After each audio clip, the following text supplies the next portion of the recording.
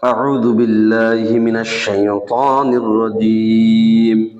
بسم الله الرحمن الرحيم. الحمد لله. الحمد لله. بسم الله الرحمن الرحيم.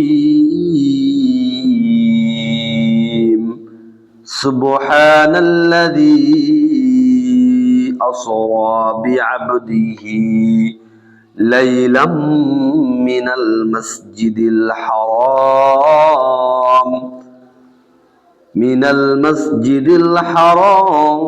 إلى المسجد الأقصى الذي باركنا حوله لنريه من آياتنا إنه هو السميع البصير.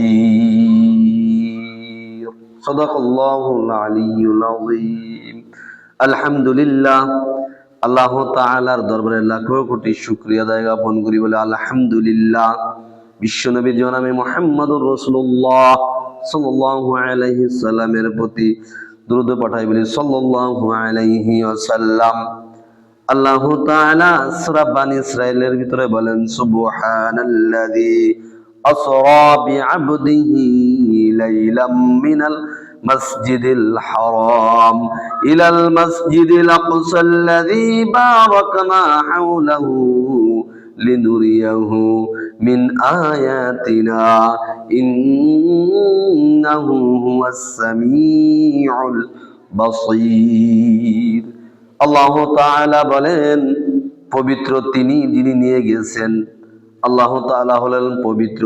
এক রাতে নিজের বান্দাকে মসজিদুল হারাম থেকে মসজিদুল আকসা পর্যন্ত, যার পরিবেশকে তিনি বরকতময় করেছেন, যাকে তাকে নিজের কিছু নিদর্শন দেখানো জন্য আসলেই তিনি সবকিছু শ্রোতা ও স্রষ্টা।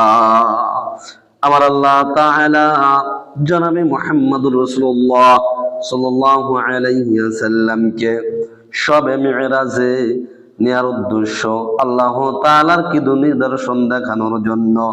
এক নম্বরে নিদর্শন ছিলেন আল্লাহ তাআলা জান্নাত জাহান্নাম দেখানোর জন্য। জাহান্নাম দেখানোর জন্য, জাহান্নামে কিছু মানুষ আছে, তার ভিতরে হলো মহিলা মানুষ হবে বেশিরভাগ জাহান্নামী। তার মানে হলো এক নম্বরে স্বামীর অবৈধতার কারণে।